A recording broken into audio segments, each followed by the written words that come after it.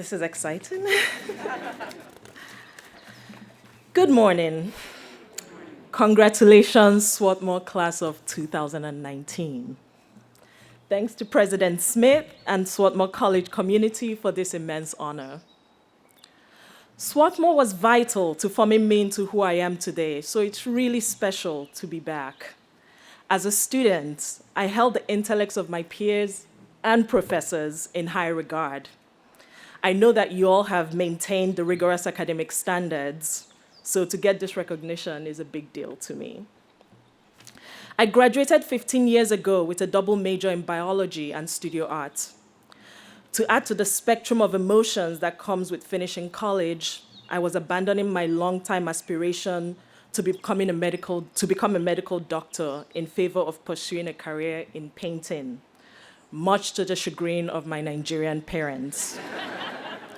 However, I felt confident that the skills I developed at Swarthmore, the ability to solve complex problems, prepared me to navigate future uncertainties.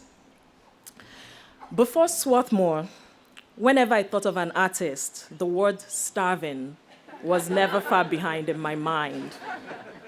My conviction that an artist was someone to be pitied went unchallenged until I enrolled in art classes and actually interacted with professional artists, esteemed faculty members like Randall Exxon and Sid Carpenter. By graduation, I actually hoped for a life like theirs, making art and hopefully teaching smart and inspiring students like you. This 180 degree in my mindset showed me that being seen matters. Stories matter. It took proximity to real-life artists to alter the singular narrative I had harbored my whole life.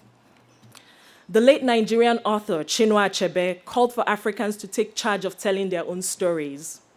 A generation later, writer Chimamanda Ngozi Adichie warns of the danger of a single story about Africa as a homogeneous continent of poverty, war, suffering. These are some of the concerns that drive my art practice. I use the aesthetic of traditional Western figurative painting, a tradition that rarely represented Black people, and when it did, relegated them to dark corners and backgrounds. So I use this tradition to tell stories of cosmopolitan Africans. In creating works that center a Black immigrant experience, I'm showing counter-arguments against dominant historical and contemporary narratives about who matters and who merits representation. My art is motivated by my desire to tell stories and make images that I wasn't seeing in art institutions and art books. Images that reveal the multiple worlds immigrants simultaneously straddle. Images of people of color living very ordinary lives. Images of a woman of color and a white man in intimate scenes. Cultural theorist George Gerbner asserts that representation in the fictional world signifies social existence. Absence means symbolic annihilation.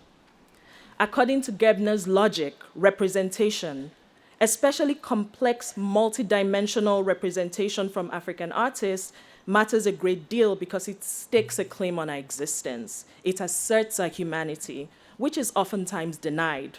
For evidence of this dismissal, look no further than the language our current administration uses to characterize African and Central American and Middle Eastern people and countries. Infest, animals, shithole, and so forth. In light of recent political rhetoric on the place and desirability of immigrants, especially Black and brown immigrants, I have never felt more urgency in my art practice. I would like to wrap this up by saying that I share this honor with all the people who've made it possible for me to be here today, especially the incredible women who went to bat for me in various ways over the past decades by nominating me for prestigious residencies, introducing me to gallery directors, curating museum shows of my work. Many of you will excel in your fields and find yourselves in positions where you are the gatekeepers. I challenge you all to champion people whose voices have historically been excluded from the dominant conversations.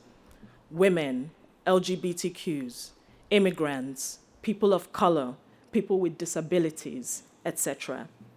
This is not pity. You benefit from working with, listening to, and living among diverse people. The world is complex, and proximity to people from different locus points, race, gender, wealth, class, culture, age, religion, etc., it broadens your understanding of this complicated place. Thank you.